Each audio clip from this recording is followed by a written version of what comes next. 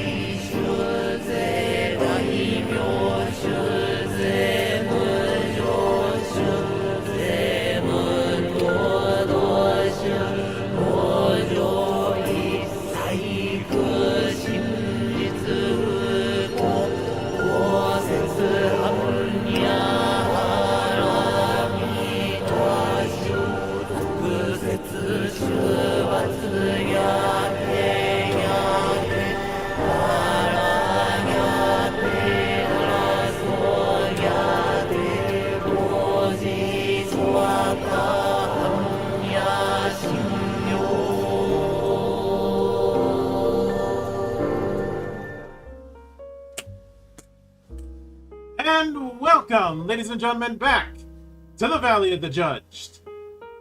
I am your one and only gaming monk, better known as Mildra, and with me, I have 1, 2, 3 good brothers and sisters. Ha ha ha. We have our resident unfortunate punster, and the man who needs a third eye to see things clearly. Sometimes. Yeah. Good brother Joe.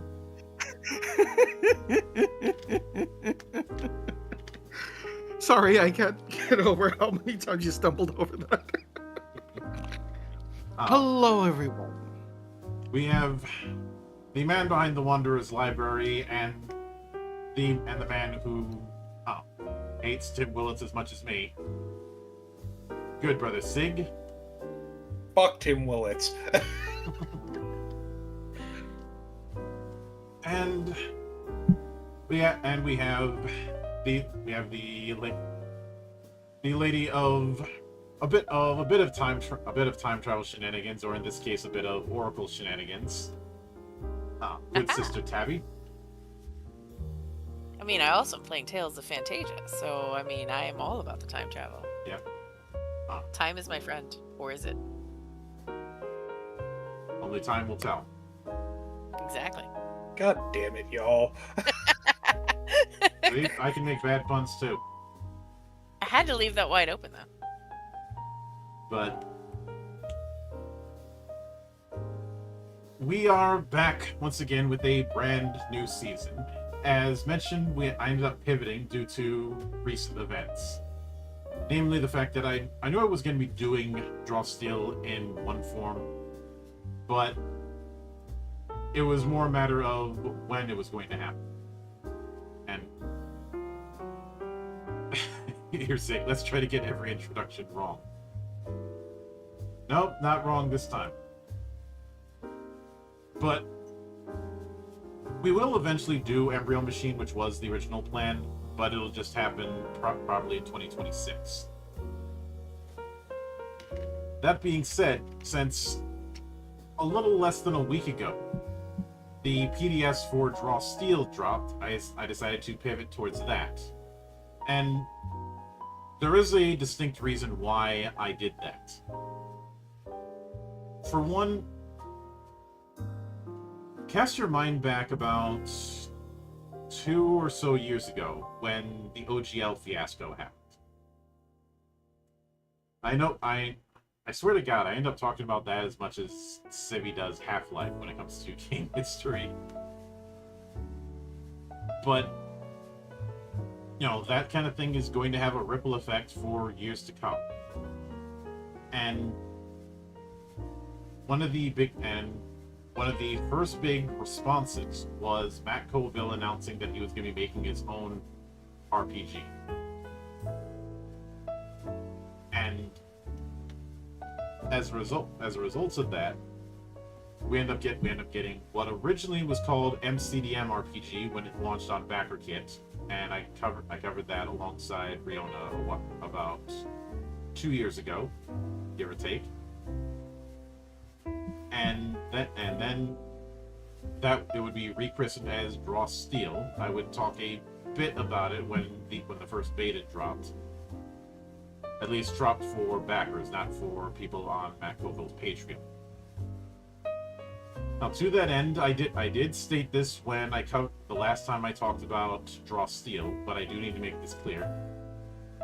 I realize for a lot of people, they mostly know Matt Colville through his stuff on YouTube.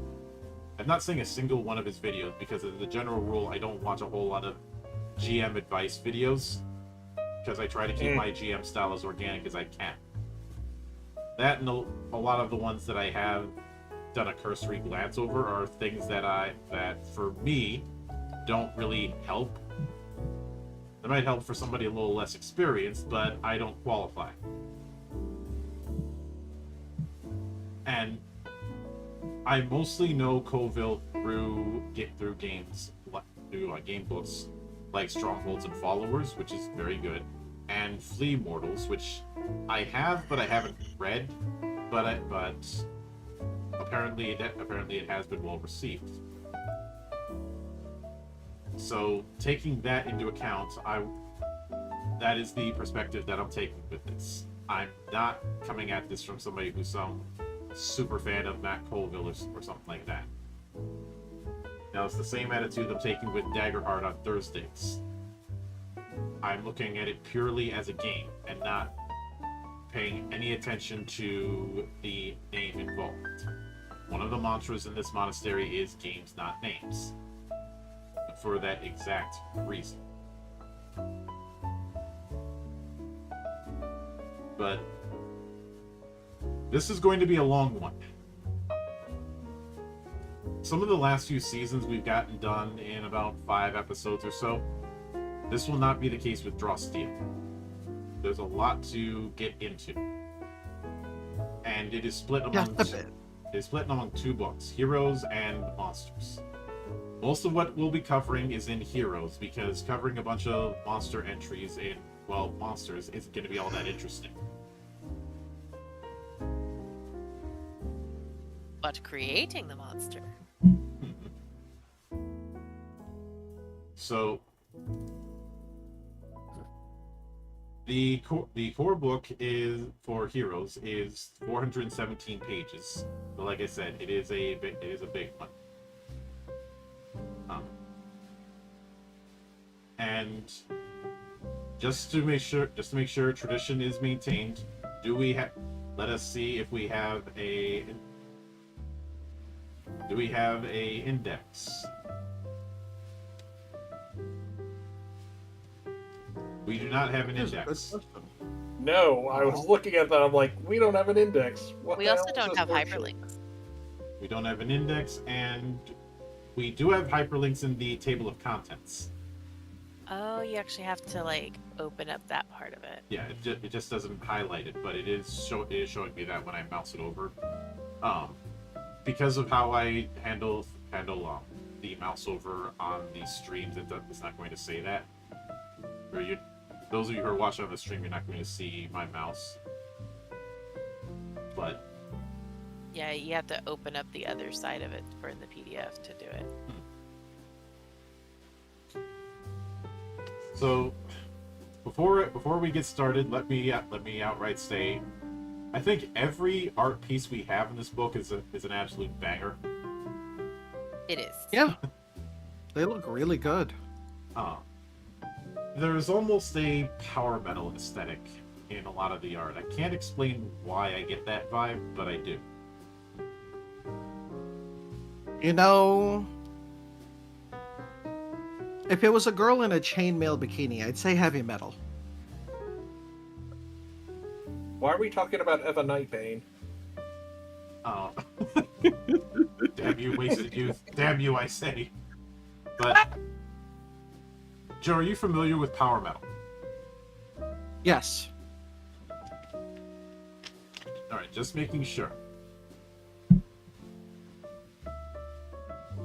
But, first thing we have is the introduction, going into what the game is. And I do like that they make specifically clear what style of gameplay that they are shooting for and what they mean by heroic fantasy. That's good. That means it knows what it is. Not only does it know what it is not trying to be everything at once. It is trying to be this very specific thing and nothing else. Thank goodness, there's way too much of that. Contrary to popular belief, a game does not need to be this omni game that can handle all forms of fantasy or all forms of gaming. Because a lot of games that say that aren't being fully honest. Mm-hmm. So, Draw Steel describes itself as tactical heroic fantasy, and we will get into that. Opening up with, what is this game? This game is about fighting monsters, about larger-than-life, extraordinary heroes plunging into battle against terrifying, monstrous enemies. And then it goes, they will absolutely feature dungeons, but it isn't a dungeon crawler. It's not about clearing rooms. It's not a survival horror game where you must track light and food and the weight of every object you carry. You can fight monsters in a dungeon, but it's not about dungeons. Lots of games do it well. They bring up Shadowdark. It's not wilderness exploration, aka hexcrawl, or surviving in extreme weather. You already have that kind of thing in, say, Forbidden Lands. You can run adventures with horror themes, but this isn't a horror RPG like Call of Cthulhu. Your sessions can and will feature comedy, but this isn't a comedy RPG like Paranoia. Are you cleared for that, citizen?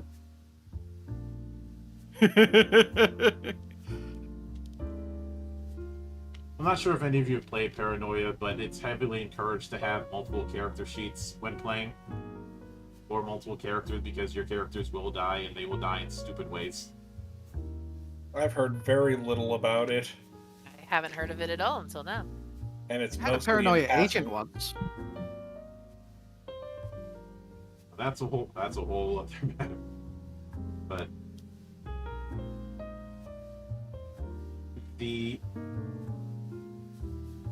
I do like that it also mentions that heroes fighting monsters is sort of non-negotiable. If you want your extraordinary heroes and dramatic villains, maybe check out Daggerheart. It says just right next door, alphabet-wise. We love all those games, but we love them because they focus on specific genres of gameplay and deliver them really well. Our game is heroic fantasy. That's its genres. Extraordinary people fighting dragons and necromancers. But heroic fantasy is a little too broad for our purposes, so we've added 2 other keywords to explain how our game might be different from other games in its genre: tactical and cinematic. Those terms are just guidelines, a vibe, but we find them useful when trying to choose between different features. Both these ideas are cool, but which is the most cinematic, the most heroic? I like that this is made clear because a lot of people have this kitchen sink attitude or in some cases very limited attitude, and I've talked about this in the past, about what fantasy is. Or this idea that a fantasy game can be a one-size-fits-all approach, even when it's not really designed to be that.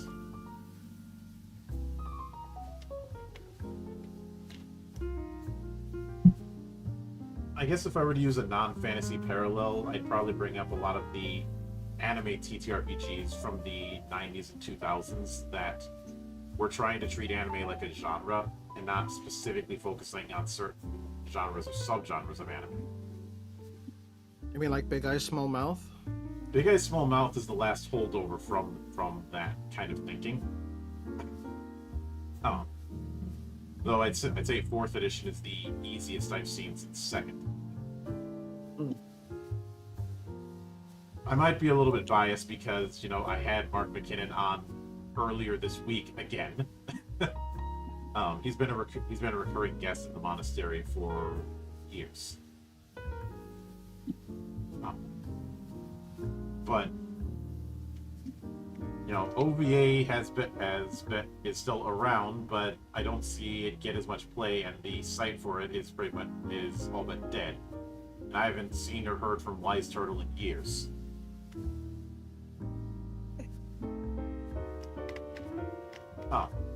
And a lot of the other ones from around that time kind of faded off. Instead, what you've seen are games that are more focused on a particular genre, subgenre, or vibe.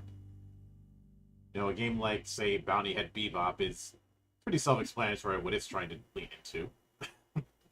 or a game like Knights of the Round Academy is trying to do both mecha and school drama. Fight with Spirit, which I was planning on covering yesterday, but I was in no condition to perform, is very much emulating sports anime. Games like Shonen Final Burst and Valor are very much trying to emulate Shonen battle manga. Final Burst being an interesting beast because it's using cards. and I stand card-based systems in my house.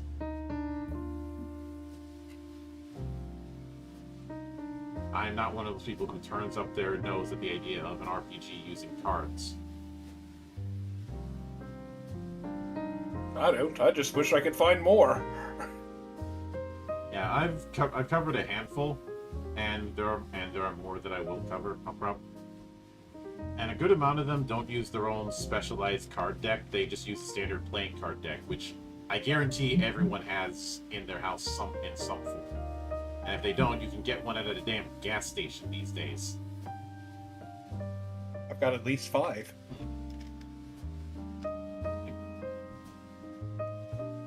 And I carry a bunch of them because it would always be the backup in case of a power out. That, and I kept the deck that was from the infamous Texas Hold'em incident where I I ended up screwing over the people organizing it. Easiest $200 I ever made back in high school. I'll touch on it briefly. My school had a no card playing policy. My friends and I would always get in an hour early and play Magic because we had nothing better to do. I end up getting Saturday detention over it. Then I see some of the preppies organizing a Texas Hold'em tournament, and I thought, I choose violence today. So I had it rigged that the dealer was one of my friends and had the whole thing rigged against the people organizing it. So my friends and I kept winning. Ended up robbing the whole thing blind. I only kept maybe $50, and I gave the rest to everyone else because I didn't care about the money. It was the principle. Because I was getting hassled for months about the whole card playing thing by the faculty, and meanwhile these guys are just doing it. It wasn't just that they were doing it; they were advertising that they were doing it in the school paper. And the Seeker learned that the monk has levels in Thief. Yeah, though I'm not really the pickpocket kind of thief. I'm more of the Danny Ocean kind of thief. Hey, respect. But getting back to the subject matter, with tactical, they say strategy is, what are we trying to do? Break a siege, free a prisoner, rescue a captive, steal a tome of ancient lore. Strategy is about long-term goals. Tactics is short-term goals. Is about, how are we going to do that? We're going to surround them, sneak around them, pick them up one by one, kill the leader first, kill the priest first, no resurrections. In a tactical game, positioning matters, so our game is played on a grid. Effects and distances are measured in squares.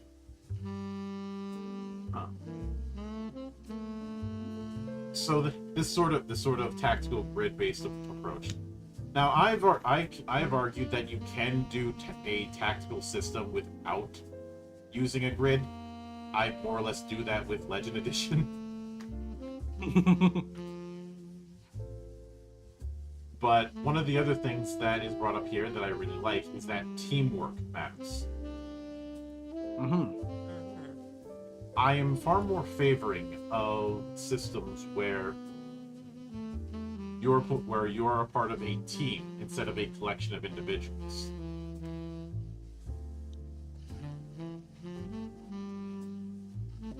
You may be making your characters individually, but there are effects or the like that are built around team play. Some people argue that that's too MMO-like. I say you clearly have brain rot. Or haven't played Ragnarok. Because when I'm thinking of that whole team role kind of thing, I'm thinking more of the way individuals work in a team sport.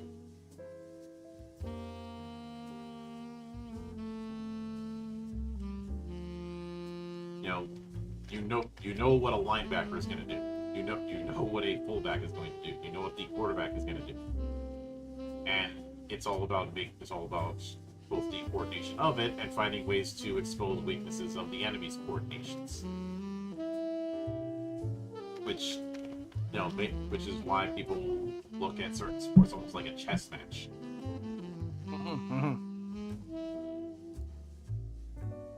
Huh. This might have been popularized with certain MMOs and the whole Golden Triangle, but this is a concept that's been around for decades.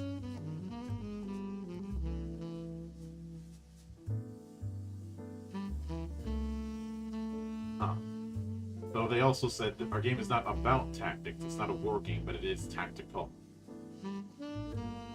I remember when D&D 4th edition came out, and I saw a bunch of people saying that it was more of a board game than it was an RPG. But whenever I asked why, they would get very wishy-washy in terms of what that meant. Or do the, oh, that's just how I feel, which I'm like, if that's really how you feel, you should be able to define it better than how you feel. If you really feel that strongly. I mean, I can see what they're talking about. That's kind of like what I got out of the 4th edition thing. Like, a lot of the abilities that you got were always placed as like once per day or once per encounter, etc., etc. If you put them on cards, I could easily see that as a board game where it's like every time you move to a certain space, oh look, there's an encounter. What do you want to do? And then you start setting down your cards and set times. Which, on one hand, I could see. On the other hand, I had index cards of my spells like everybody else back in AD&D 2nd and in 3rd edition, and you know, even in 5th edition, there's decks of spell card references you can get. What I'm saying is that the way that they portrayed it in the book, the way that it was shown as the various class abilities and stuff like that, could very easily lend itself to that kind of feel. Yeah. As opposed to making a deck of cards that have your spell information on them for easier organizational purposes. This felt more like, okay, just I could take this, literally put them on cards, and it would be exactly as it's portrayed in the book, except there's a lot more of them, because it's not just spells, it's also the class abilities, the racial abilities, a lot of that stuff that was once per day, once per encounter, once per whatever. Yeah. Though you ended up putting a lot more thought into it than a lot of people who were making that argument did, especially when it came to the claim of, oh, it's too MMO-like. And, you know, then I'd say, okay, is it more sandbox MMO or theme park MMO? And they'd look at me like I got turds hanging out of my mouth. It's more DDO. Funny thing is, DDO is using the 3rd edition rules. But I'd posited around the time that a lot of people who were making the MMO arguments didn't know how MMOs actually work. But, you know, then they get into heroic. The game is definitely about heroism, which for them means a couple things. It means we don't assume your character is primarily motivated by greed. They might be, but we don't assume that. And Using italics as emphasis. Ah! Anyway, yeah, but it is, but another component is focusing on what happens on screen. Saying, for instance, you never see Indiana Jones having to find a local sporting goods store because he needs to stock up on ammo. You never see Katniss Everdeen have to stop and take a shower because she stinks. These things do happen. No one watching Raiders of the Lost Ark thinks that if he's gun is magic and doesn't need bullets. but we simply don't need to see Indy doing that stuff. We don't need to waste time on it. Likewise, in our game, we don't focus on stuff that heroes in fiction tend not to worry about. We don't worry about how much everything you're carrying weighs. If you try to lift a bear, you might have trouble, sure, but nowhere in your character sheet are you tracking the weight of every item. Huh.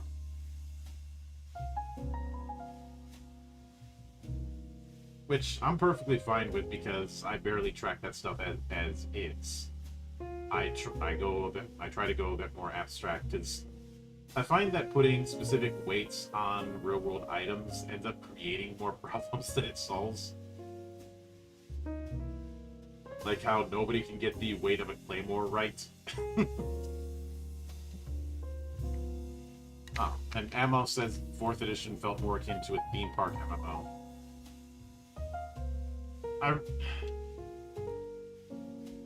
I feel like the MMO thing was done as a straw man, because I saw that exact same argument about 3rd edition being compared to Diablo back in 2000. Same argument, same wording, and everything.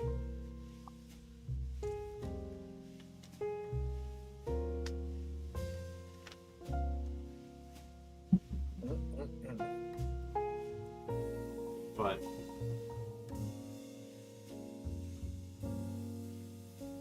the focus with the heroic part seems to be the focus is on what is happening on screen.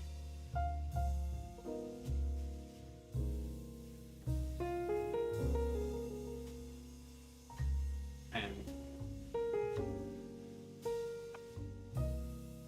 in a similar manner, the 3rd one is cinematic.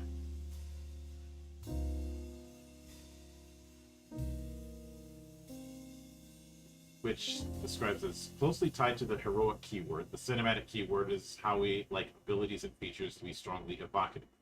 You can imagine your characters doing or saying these things. In all of this confusion is a good name for the Shadow's ability to slip out of melee and retreat to safety. The text of the ability says how it works, but the name creates an awareness that explains how it's working.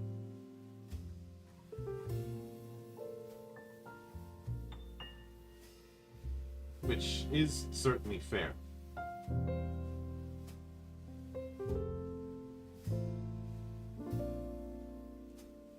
And then with fantasy, they say, just, it's got dragons and stuff.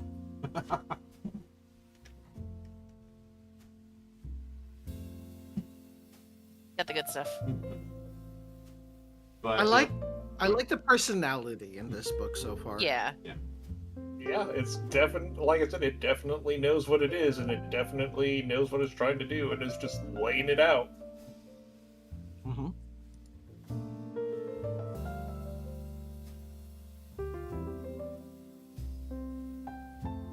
But then they say if you're coming from D20 fantasy. We know that many folks are coming to this game having only experienced D20 fantasy RPGs. Then they go into some of the things that are going to be different. Character options are different. We'll definitely see that down the road. I do like that they state you can't just assume the Conduit is basically a cleric. In some ways it is, but in other ways it's quite different. You might have some cool character archetype you'd love to play in D20 Fantasy, and you're dying to see how that might work in Raw Steel. But you'll have a lot more fun if you start browsing the Ancestries and Classes sections and getting inspired. Once you know a bit more about how the game works, you'll have a better handle on how to build your favorite character, the Draw Steel one. They say smaller bonuses and penalties. It's built on the roll of 2 10-sided dice to reduce 3 possible outcomes, tier 1, 2, and 3. And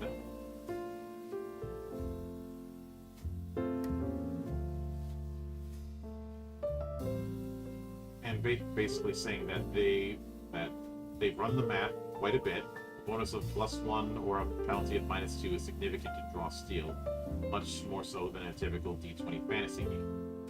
That means you should feel pretty good attempting most power rolls, the rolls which you determine success both in and out of combat, if you have a decent characteristic bonus to add to those rolls. Then we have abilities automatically do damage. When you use an ability, one of the unique combat features that defines your character, you can still have a bad turn. A tier 1 outcome with minimal damage and effects is the worst outcome you can obtain with an ability. It's not awesome, but you're still making progress. The question is, who's making progress faster, you or the monsters? Since there's no I miss who's next in this game, fights typically last 3 or fewer rounds. A fight that lasts 5 rounds is a long fight because everyone's always doing damage. They also say you don't need to rest all the time. A lot of D20 fantasy games are games of attrition. Your spell slots and other features dwindle as the adventuring day goes on. In Draw Steel, you need to rest to regain your stamina and recoveries, the stats that determine how robust you are in combat. But all characters earn the capacity to use their magic and other awesome abilities as they adventure. There's been a lot of arguments regarding the whole short and long rest thing in, say, 5e. And my argument has been, when it comes to that sort of thing, the idea of, oh, you should be doing these amount of encounters per day, kind of runs counter to the freeform sandbox that it wants to be.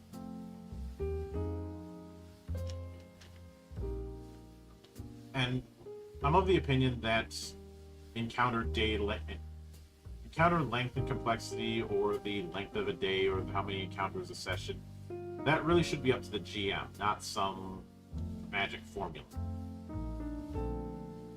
Indeed. Mm-hmm. But when they go into the game having a lot of skills, those skills aren't tied to characteristics. Which is definitely nice. A lot of games have the whole attribute skills set up. So having them separate is certainly an interesting move. They point out that they won't be able to point out every difference, obviously, and we don't expect you to do everything to the letter. I mean, one, this is a huge book, and two, you're not going to be able to do everything exactly to the letter. Hell, even I don't in my games. Neither do I. And Rule 0 is a thing for a reason. But then we have a nice little glossary, and I do appreciate that. They have. Wouldn't this be at the end? I was thinking this could be at the end, but I suppose it's putting it in front is a very White Wolf kind of thing. You know, with the lexicons that are in the first chapter in a lot of White Wolf games. But yeah, I can see why maybe putting this in the end instead of right in the middle of the introduction might be a good idea. Especially since you're being introduced to a lot of concepts you don't have the full context for. Hey, we have an index. Yeah, technically this counts as an index since a lot of these terms do list a page number at the end of it. I mean, it has They've index, got- so it's more than technically an index. glossary index. Then we get to the basics.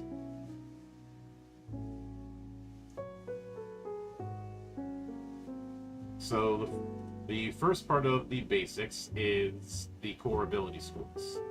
Might, agility, reason, intuition, and presence. Or Marip. Now, might is not far removed from strength. Agility, not far removed from, say, dexterity.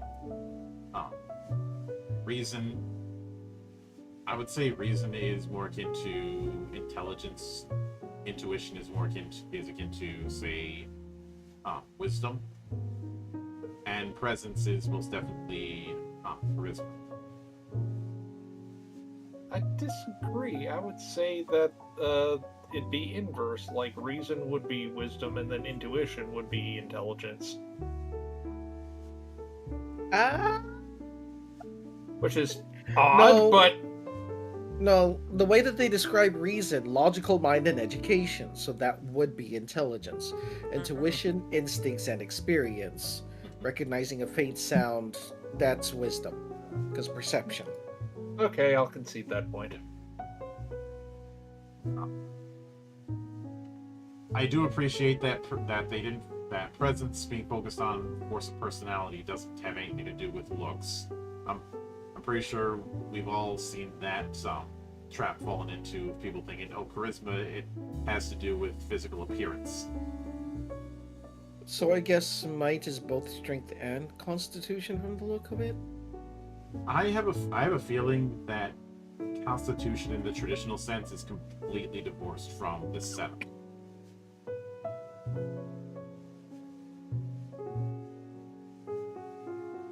Oh no, what the heck is a D3?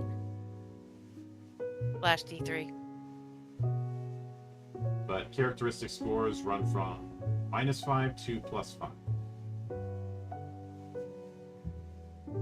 And of course we have D3s, which is just a D6 cut in half. Not literally. And other than that, Statistically, but not literally. other than that, you're going to be rolling 2d10. In one of the earlier versions, you were rolling 3d6, but I guess they like the bell curve of 2d10 more.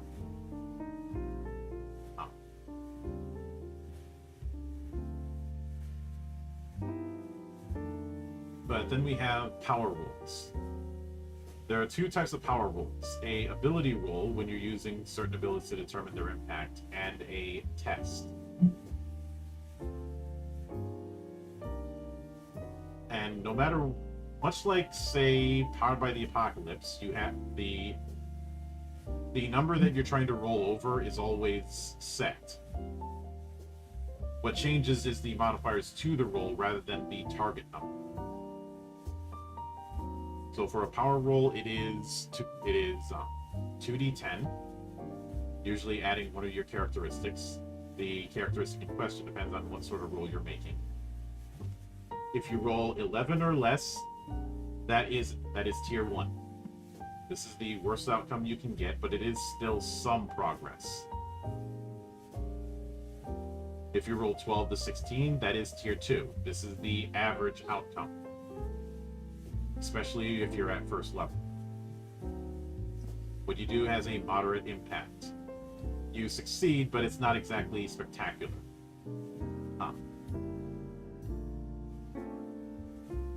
Though depending on the difficulty, it might be success at a cost. And 17 or higher is tier 3. The best outcome you can have when using this, you get the maximum impact possible.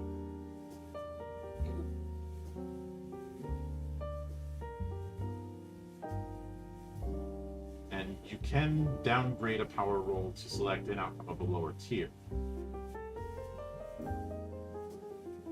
And as far as why, they state, for instance, if an ability has a tier 3 outcome that lets you impose the restrained condition on a creature, but the tier 2 outcome for that ability lets you impose the slowed condition, you can use the tier 2 outcome if you would rather have the creature slowed than restrained.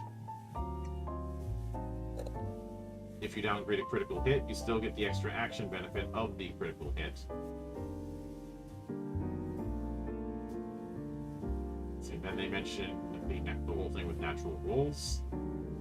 I would say getting a natural 20 in this would be a much bigger deal than in a D20 system, because it's harder to do that on 2D10. Mm-hmm. In fact, let me load up any dice so I can play a bit of probabilities. So, output is 2d10. The most common roll that you're going to get from a straight 2d10 roll is 11, with a 10% chance. Getting a natural 20 is a 1% chance. Yep. 1 out of 10 times 1 out of 10 is 1 out of 20. Or 1 out of 100, rather.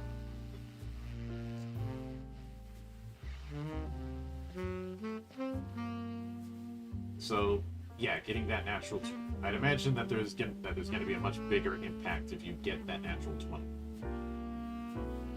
Now, when it comes to edges and veins, this is somewhat analogous to advantage and disadvantage.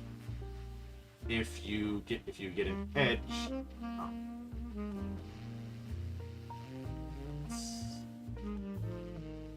you get +2 to the roll. If you roll with 2 or more edges, you have a double edge. You don't add anything to the power roll, but the outcome automatically goes up 1 tier. So even if you rolled like 13, but you have double edge, it's automatically treated as tier 3, even though you rolled tier 2.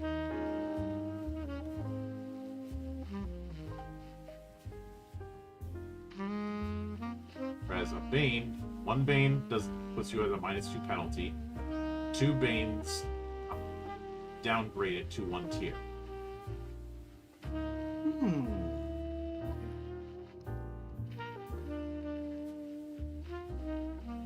And obviously, edges and Banes cancel each other out. I don't want to use the term edge.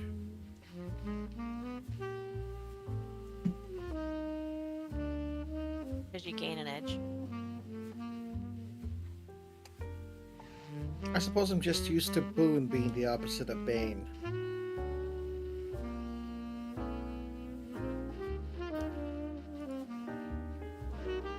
Which is fair, and they do explain why they capped it at 2 in a bit of a sidebar. Like, we capped edges and Banes at a maximum of 2 each for several reasons, including thinking about the narrative of those penalties. Every little advantage or disadvantage in a heroic story has diminishing returns. Acknowledging that a creature can benefit or be hindered by short-term circumstances only so much. For example, a character who is prone and weakened by poison already finds it difficult to attack, so becoming restrained by a net can't really make it any harder. We also liked capping edges and Banes at 2 because it keeps play quick. It's nice not to need to count beyond 2 positive or negative circumstances in battle, with a lot of effects flying around.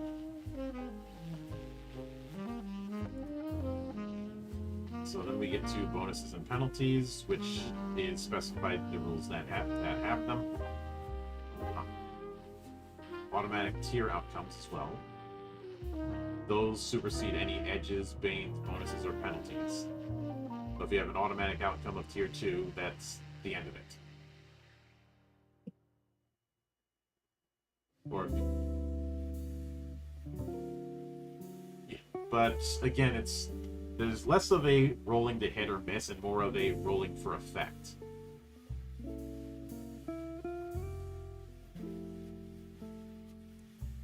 Which is certainly a different way to approach it.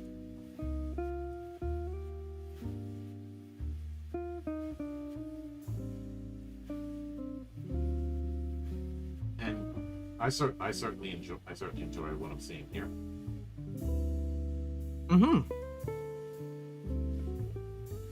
But then we do have hero tokens, which is going to be the extra effort system. You start with a number of hero tokens equal to the party size. You can get more by taking risks to save others, but it is that narrative reward kind of thing. It can also be rewarded as part of a test outcome. And spending them, you can spend it to gain 2 surges, letting you increase the damage or potency of an ability. We'll get to surges when we get to the classes proper. You can spend it when you fail a save, letting you succeed on it instead. Or you roll a test, though you have to use the new roll. You can spend 2 of them on your turn, or when you take damage, to regain stamina equal to your recovery value before taking the damage. I could see that being used as a last-minute save to keep you from getting knocked out.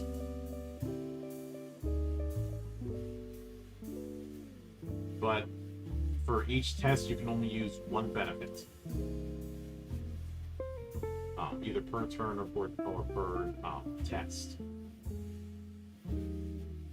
And tokens disappear at the end of the session, so no hoarding. Doesn't matter if you've got 5 or 55 tokens at the end of the session, it's back to the base amount for everyone. They So what do. I'm hearing is I need to get the entire Goblin Village to join the party. You know what? I've done that with gnomes before. Because deep gnomes, I converted them all to the religion of Pelor, and then they completely created an entire thing. I don't remember the whole thing, but I also had a gnome companion named Nomi. After that,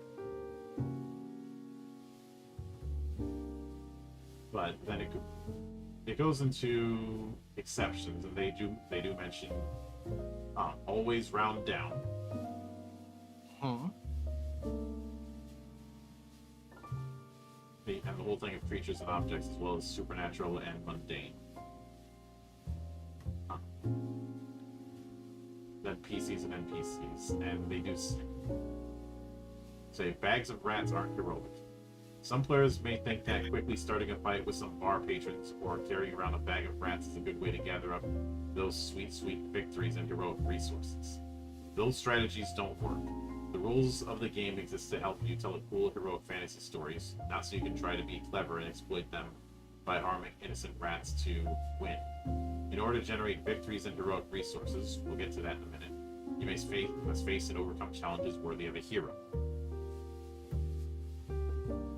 but what about RUSs? Rodents of unusual size? I don't think they exist. Not with that attitude. But Funny thing is, in the first campaign I've ever run, someone did basically carry a bag of rats, so this kind of hits close to home. You know What about a trick? He definitely made sure that bag of rats not only went with us, but saved our ass. But what about tricks? 30 rats in a coat. 4 fried chickens and a Coke.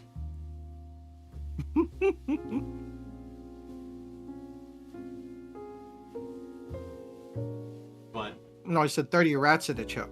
30 rats in a coat. It's a hive mind. But we also have the concept of victories, which represent an increase in power over the course of an adventure. Obviously, at the start, you have 0. When you survive a combat encounter in which you achieve your objective, you get 1 victory. And when you overcome certain challenges that don't involve combat, you can be awarded 1 victory. When you finish a respite, your victories are converted into experience. Essentially, you gain XP equal to your experience. And we'll get to that in a bit when we get to advancement.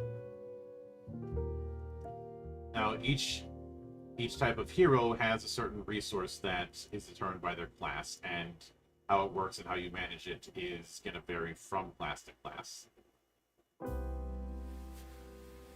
Recoveries is essentially healing surges, or to put it a certain way, what everyone tells me hit dice are supposed to be in 5e, but they really aren't.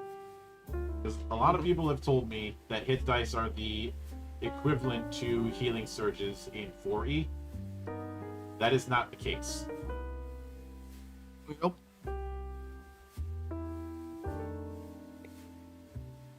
For starters, there's the issue of having to roll them. I mean, you have to roll them in you have to roll your recoveries at 13th age, but you got a lot more dice to play with on that sense.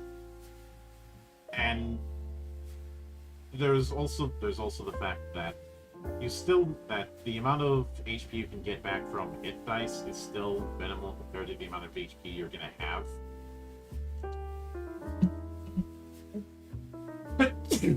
Excuse me. Bless you. Excuse me. Bless you. But for those who don't recall how surges worked, you had a certain amount that you could use. You could only use them once per encounter as part of Second Wind, which was a feature everyone had. It always recovered 1/4 of your max. certain abilities and certain items would let you spend a healing surge without it counting as second wind. The intent of it was to make it so that the cleric did not have to be the dedicated healer. That everybody had some means of healing, so you didn't need to always have a cleric in the party.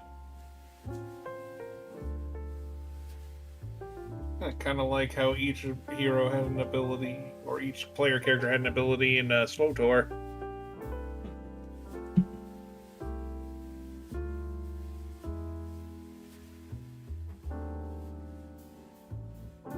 Now, it seems that for a lot of heroes, the main way that they're going to be using it is catch breath, but some heroes will have abilities that allow them or their allies to spend 4 recoveries without having to use that maneuver. So we have a similar thing here.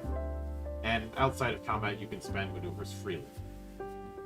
When you spend a recovery, you always gain stamina equal to your recovery value, which is 1/3 your max.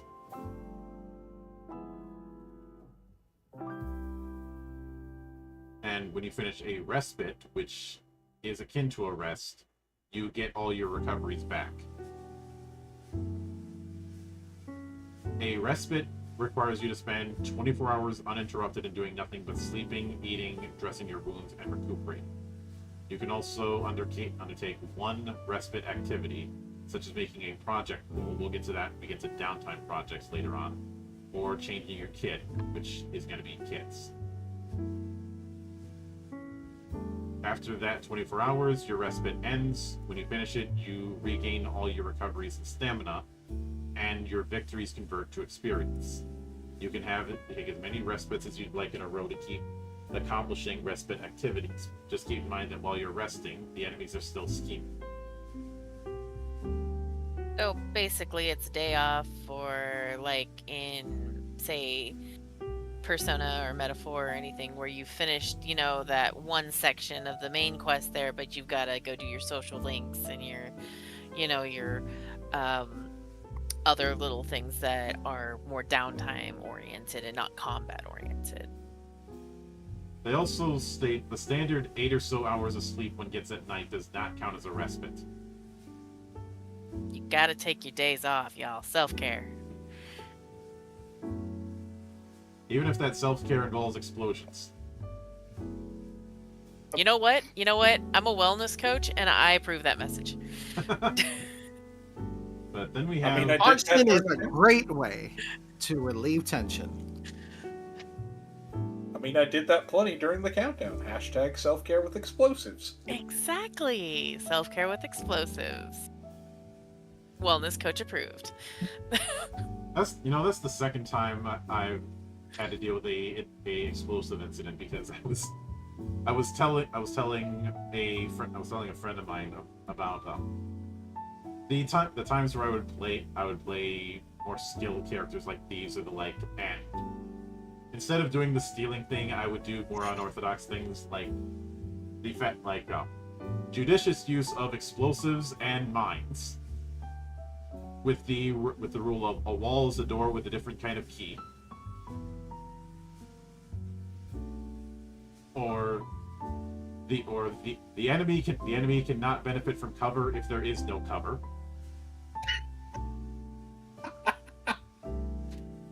You're not wrong. And one of the more infamous cases was I was playing somebody who had a few hirelings, and this guy had a strength of 24 in a setting where gunpowder is a thing. So because of the fact that I was told I can use a firearm I can use a black powder firearm if I want. All right, we're using a full-on cannon, like the kind of cannon you would see in a ship, a full 12-pound gun. And they are handling the reload when between fires.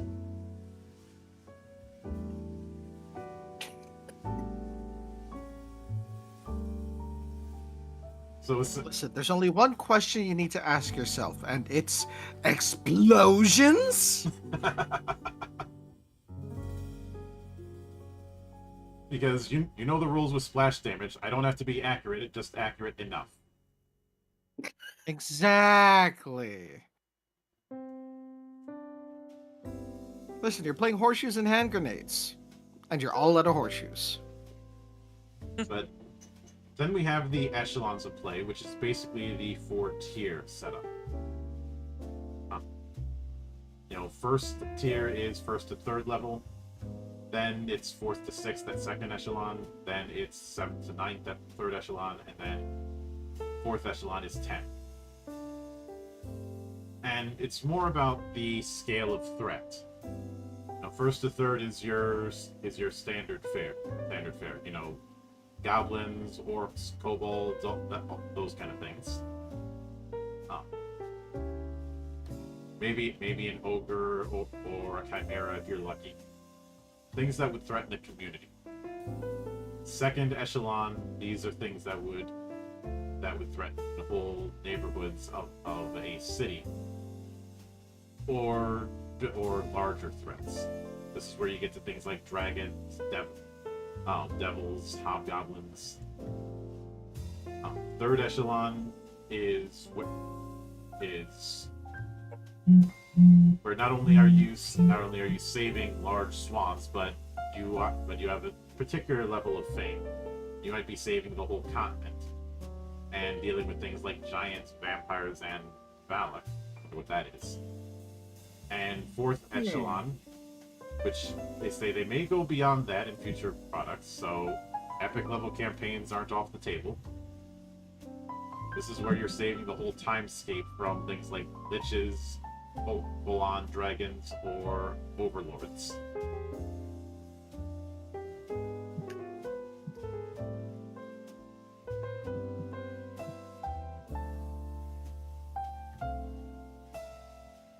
I do like that the tier of opponent is made clear. I've often had people tell me that high level play is not interesting. I do not agree. Especially because Tianxia exists. Mm-hmm. And the poster child for Tianxia is Sun Wukong. Just a little. I remember when there was debate about whether or not Kratos could beat Sun Wukong in a fight, and I'm like, it's not even a contest.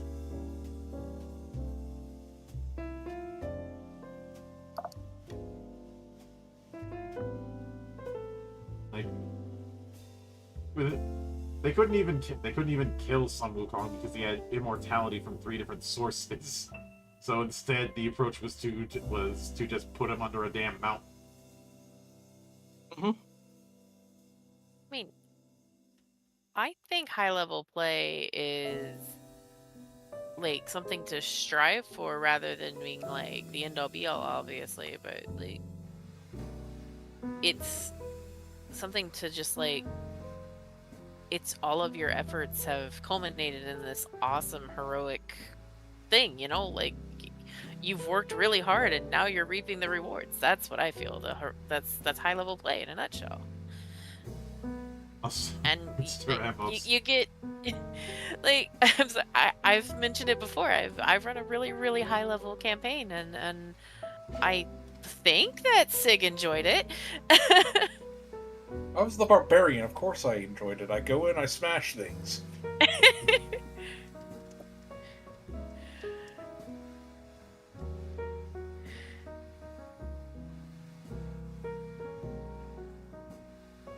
Yes, Mr. Amov, I do agree. Mr. Amov, explosives do solve everything. Explosives solve everything. If there's a problem that explosives doesn't solve, then you're not using enough of them. Exactly. The formula is P equals plenty. But so this picture of what I suppose is their what they call the timescape and the different realms within it. Is it wrong that I want this blown up as a poster on my wall? No, because I want one too. I love it. The big smiley face at the top right is just doing all sorts of things to me. I'm just amused by it. I don't know why, but I see that and I keep thinking of the anti-monitor. And I can't unsee I see it and I think of either that one, oh, what was it? That one Eternal Head that people live in nowhere? Alternatively, I think of basically any number of the, I say any number, but there's really only a couple of the Cybertronians that are just giant robots. Or giant, not giant robots, Unicron. giant planets. Unicron.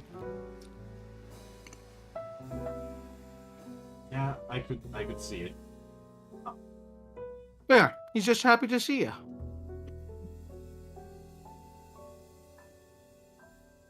And then we get a bit of reference to both Orden and the Timescape. The Timescape is their collection of worlds that span high fantasy, dark fantasy, and space fantasy.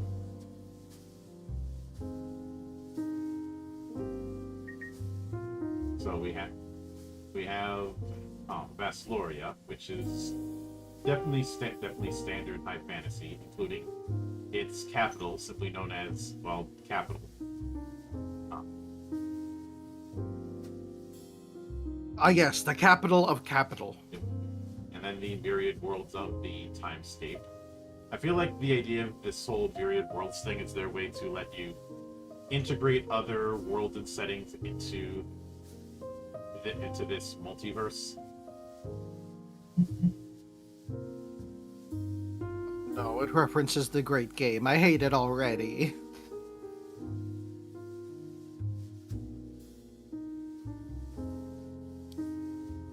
For me, it reminds me of Ultima 1, 2, and 3. Well, 1 and 2 in particular. Yeah. It was always funny to me when I'd see people during that whole JRPG versus WRPG debate say that, Western RPGs are more grounded. I'm like, motherfucker. Bullshit. I just have to bring up several entries in the Might and Magic series, and my point has been made. Mm-hmm. You're right. It does have to go to its room and think about what it's done. That's what you mean by grounded, right? Probably not. Oh, God darn. damn it, Joe. I think they said that because they know if they said realistic that I would I would hang them up by their own ass. Also, Mr. Amov, not true. I have given my players explosives in my night shift game, and the point was to have fun with it. It only had 2 shots, but they made their point. We took care of the thing, though. Yeah. In That my scares me.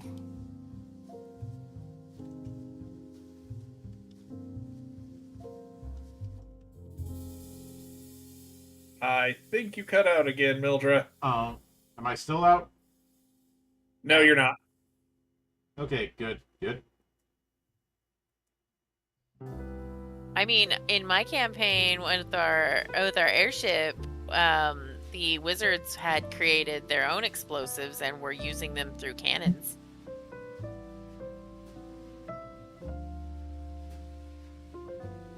One of the wizards created a it was a meteor swarm, but it was he used the cannons to. I can't describe exactly how he did it, but it was cool. Basically, it became an explosive meteor. More so than it already was.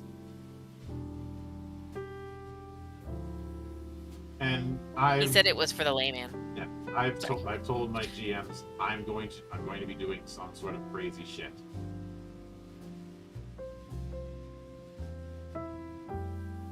Yeah, you know, as a GM, as long as you're creative, I'll probably let you do it. As long as it's fucking hilarious, I'll let people do most anything. And I've mentioned in the past that I will give my players overpowered but unsafe equipment. Same.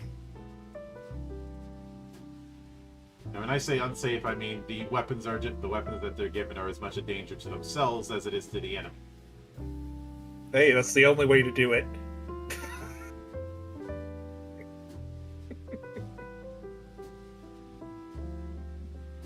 But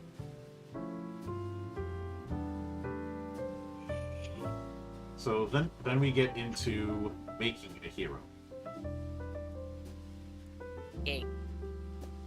And this is where we're going to be getting into the various parts of character creation. We won't get into classes. That's something we're going to be doing over the next few weeks. But this is just for the basics of character creation.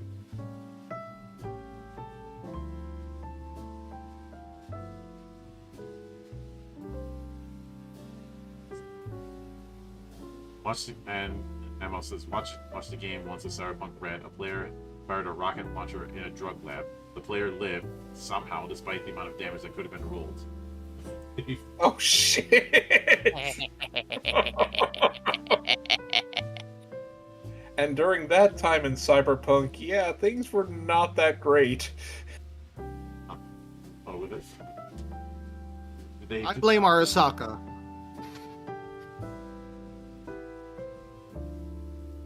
Do you have the slightest idea how little that narrows it down? No. Wouldn't be the first, second, third, fourth, or fifth time it's happened.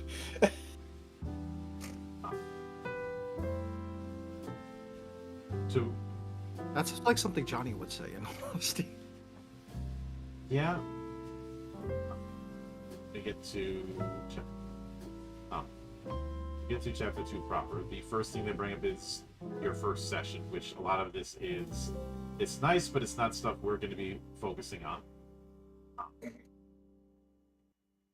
Then we get into the step-by-step end of things. It is appreciated that they put in a link to character sheets. I do have both the normal and a form fillable version of the character sheet, and it is a 4-pager. The back end, it covers little cards that you can fill in for your abilities, but for the most part, it's a 2-page affair, and it is.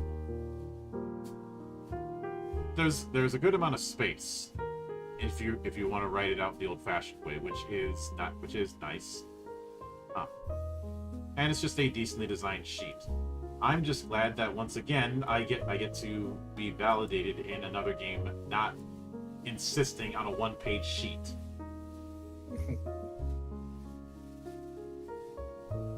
But first the first step is thinking about what you want to do. Second is ancestry. We will get to ancestries later on. Same with culture. And those kind of things are not going to be what a lot of people might think.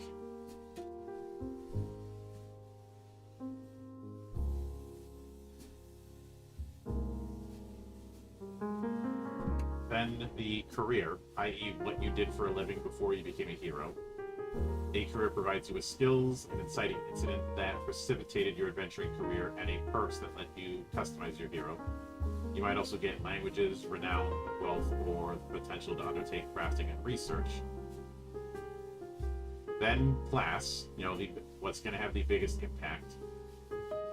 Then kit, and this is the kit part I find interesting. Your class might grant your hero a kit that helps define your approach to martial combat. The kit you choose provides you with equipment and a fighting style that grants a signature ability, as well as bonuses to one of your game statistics. Kits are a equipment package, essentially. And here I just put all my points into my use swords to kill stuff skill. And I did look a bit ahead regarding kits. Kits are not necessarily tied to your choice of class.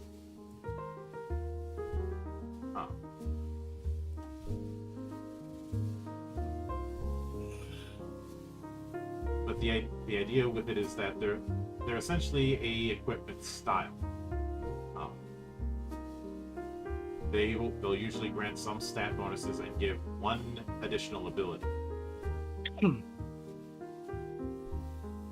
So let's consider dual wielding. You know, the thing that so many games try but struggle with. Dual wielder is a potential kit. So if you want to do dual wielding, you don't have to do a bunch of feat requirements or something like that. No, just pick this kit.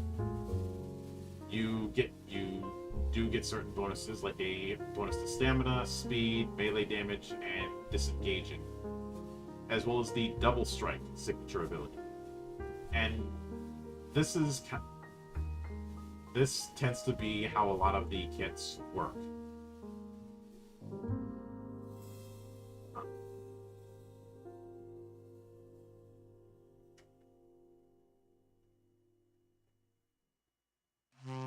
And the reason I wanted to highlight that is to demonstrate we're not really this isn't going to be really focused on things like proficiencies or the like. And changing your kit is something you can easily do during downtime. So you're not locked into a particular way to equip a character. Which is good. I like that. Yeah. Now, That's depending not on something you see a whole lot of. Now, depending on playstyle, there might be certain ones that you're going to want to lean into, but that's a choice. But then we have the free strike. Free strike seems to be their equivalent of attack of opportunity, or when you're using weapons that you're otherwise not deemed to use. So, improvised weapons, essentially. Or if you're using a weapon in a way that it probably wasn't intended, because one of the examples they give is an axe-wielding orc fury can use a free strike to hurl a hand axe at a flying enemy, straying annoyingly out of melee range.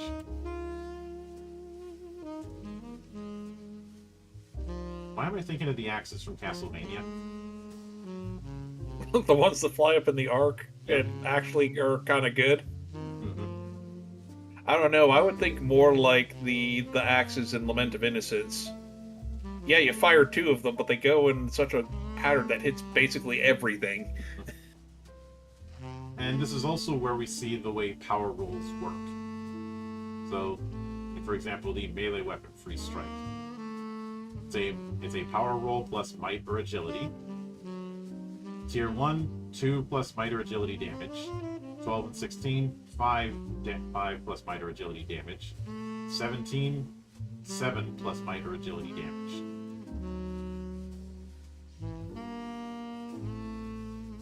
So no matter what you do, you're getting something out of it.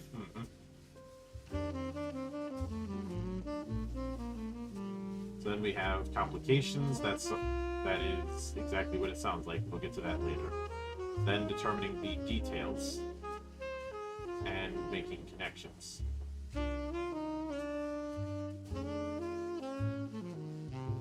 And once they do reiterate once again that this isn't a game about tracking gear, so you don't need to list every piece of equipment you own. It also assumes that you had enough to eat and drink, so you don't have to track food and water either. If your character has a skill that implicitly requires gear, such as lockpicks for the pick lock skill, or basic alchemy supplies for the alchemy skill, then you have it. Full stop. What? Don't you open locks with your bare hands?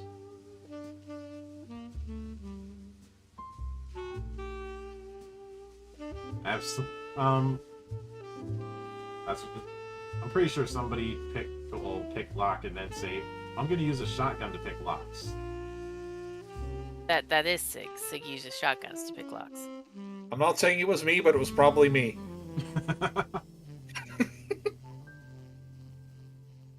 But you're also assumed to have standard adventuring gear. You know, a torch, a rope, and a backpack. If the director decides so, you might lose certain gear during an adventure, or gear could break. But it sounds like that's a GM's call kind of thing.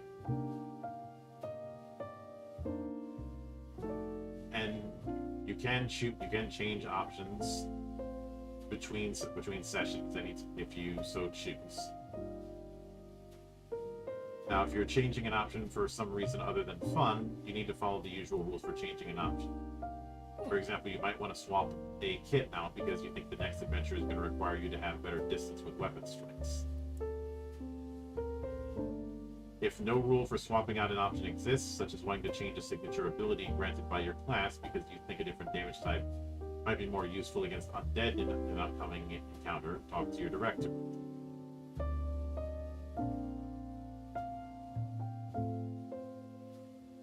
And optionally, you can have these ability changes as a respite activity.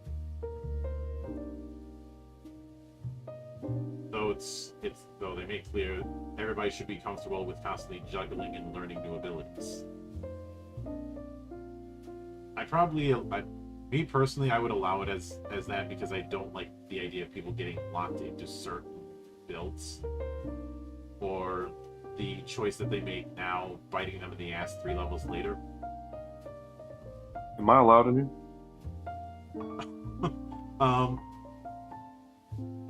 Hey there, Aaron. We're recording at the moment. I'm so sorry. I'm gone. You're good, brother. You're good. You're good. You're fine. So That was quite unexpected. Clip that. Clip that. But then we get heroic advancement, which is marked by a level. Each time you gain a new level, your stamina goes up and you gain new features based on your class. Standard fare. In the typical setup, you gain experience each time you finish a respite. When you have sufficient XP, you gain a level during that same respite. Alternatively, you can decide that you go with a different advancement setup. Either adjusted XP, i.e. Double speed or half speed. We have the XP ranges for that. Or milestone, i.e. when you do a certain story milestone. Or when the director says so. More often than not, I end up using the third option.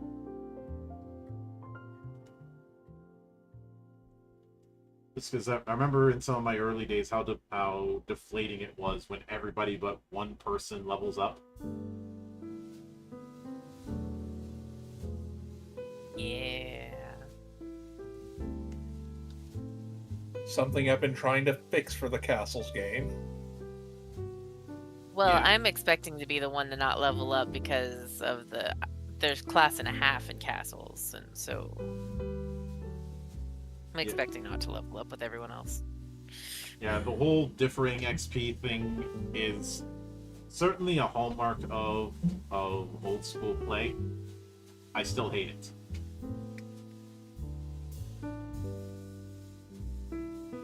Especially since it's used to justify why things like the fighter are one-trick ponies.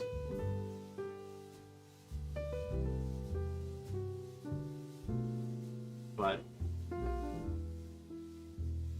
here we have the setup for leveling. There are only 10 levels, much like, say, 13th Age.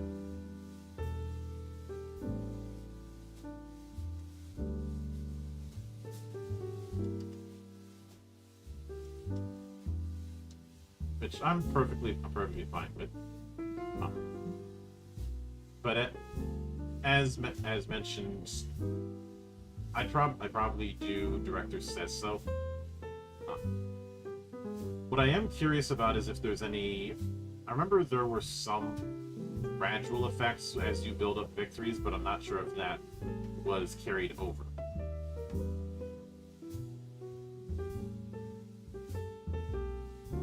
But then we have the next page has this nice little stained glass thing for the different ancestries, but we won't be getting to ancestries yet. But it is pretty.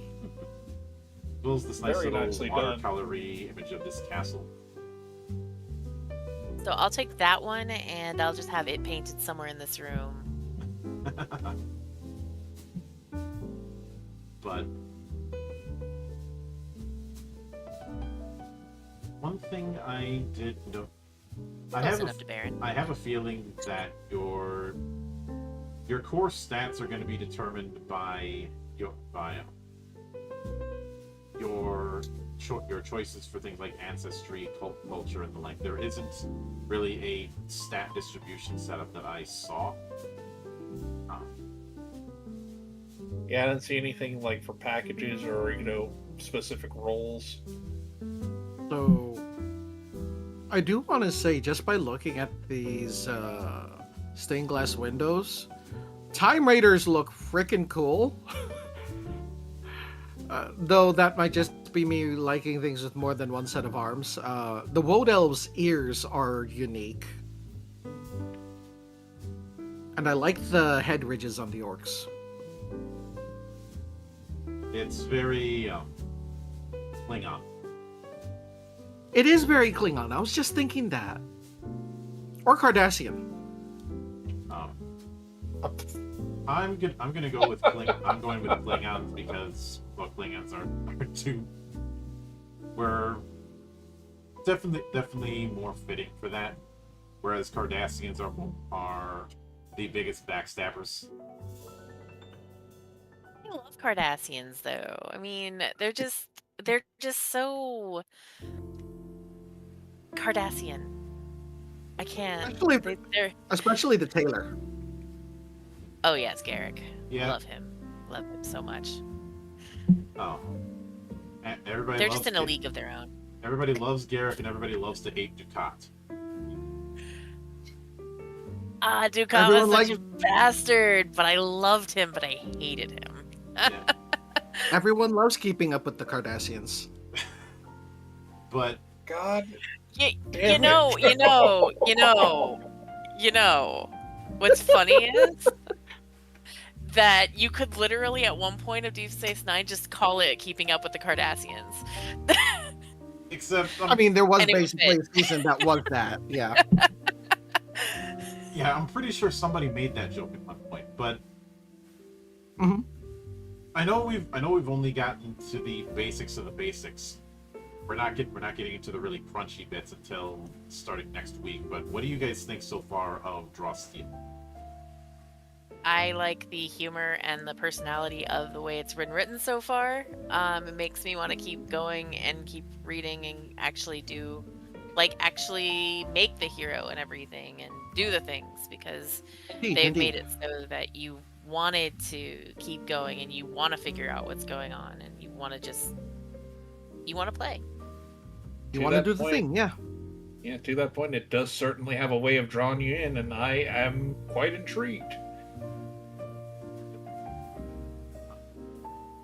Also, since I mentioned Klingons, I'm pretty sure somebody is ordering fruit juice. I know that Mr. It's the Amos drink said- of- Ah, It is the drink of warriors.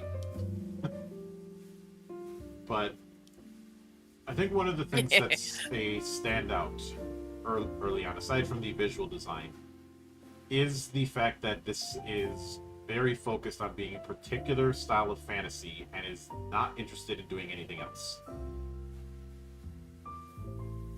yeah, that's also a thing I like about it, that it knows what it wants to be, and it is going to basically set that expectation going forward.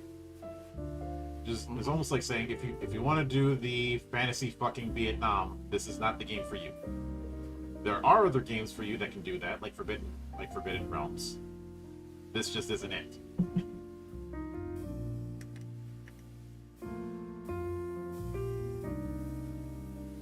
Which I definitely appreciate. And if there's any pet peeve I have with the PDF specifically, it's the fact that stuff that's underlined in that different color, you would think, looking at it, that it should be hyperlinked. But it's not. Yeah. I got the hyperlinks are working up for like the chapter 1, chapter 4 and stuff like that. Those are all working, but whenever I go to the table of contents, I can't click on anything unless I'm going literally from the document outline. So Now, this isn't that big of a problem, and I can see this getting patched. which is why I'm not making too big of a deal of it. But if that's the best I can do as far as nitpicks, I think we're in good hands. My only nitpick is the glossary is at the beginning, and it kind of threw me off. Yeah. I do like that they combined the glossary and the index, but at the same time, Now, with that said, next week we will be getting into ancestries and backgrounds. And just based on the amount that we saw, there's going to be quite a few options. So that'll be something to look forward to. Of course, I will note that this is going to be a very busy weekend. I am doing a couple interviews on Sunday. I will probably be doing a evening stream tomorrow. We'll see when I get back from having to head out of town. But Monday and Tuesday, since I have both of those days off, I probably will be doing some stuff then. Since obviously the 12th is my trip around the sun day, so I've got to do something for that. It is almost streamer law that I have to stream on my birthday.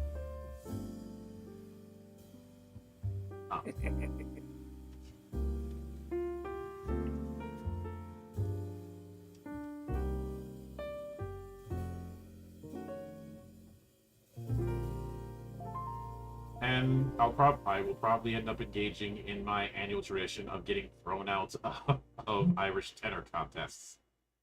Worst Irish tenor contests.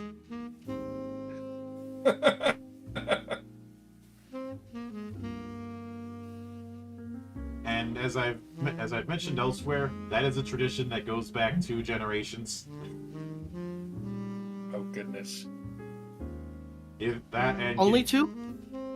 that I know of. That and Fair enough, fair enough. getting kicked out of bars for abusing the karaoke, not the karaoke machine, but abusing the jukebox.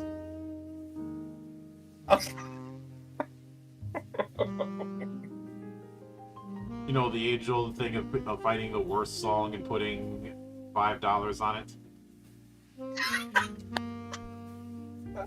I don't remember you told me that story.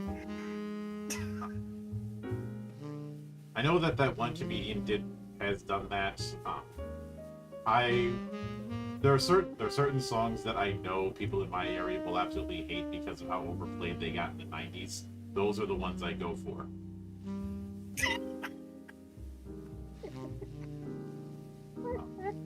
If I'm feeling really bored, I will put $10 on a very long song like Piano Man.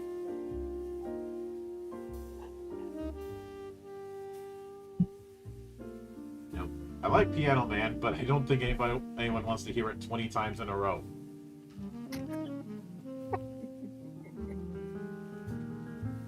But they need to sing us a song because they're the Piano Man. So Then they need us to sing the song tonight. Exactly. there was one time I used Rick Astley. Oh god, you rickrolled an entire bar. Yes. Oh, you Wow. absolute they- magnificent bastard. They were all in the mood for a prostate exam after that. But I- that will be things to look forward to. A prostate exam? No. You know, that's a bit of a reach. Gotta be a little more specific there.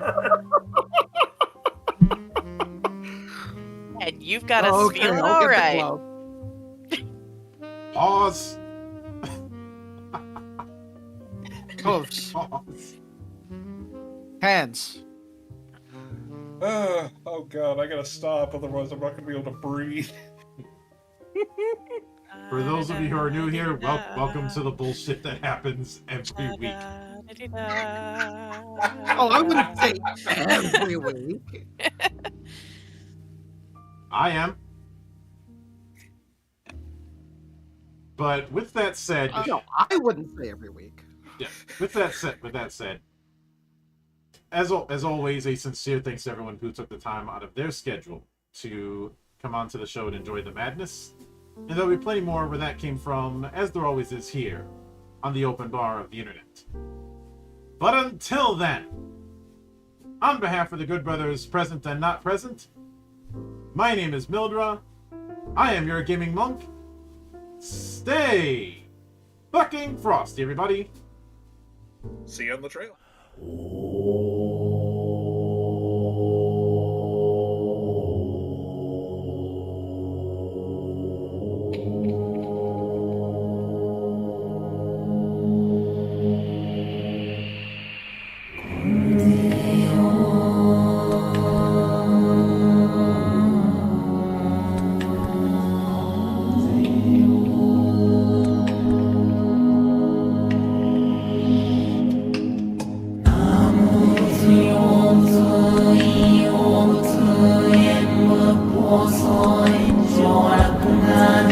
cho kênh Ghiền Mì Gõ để không bỏ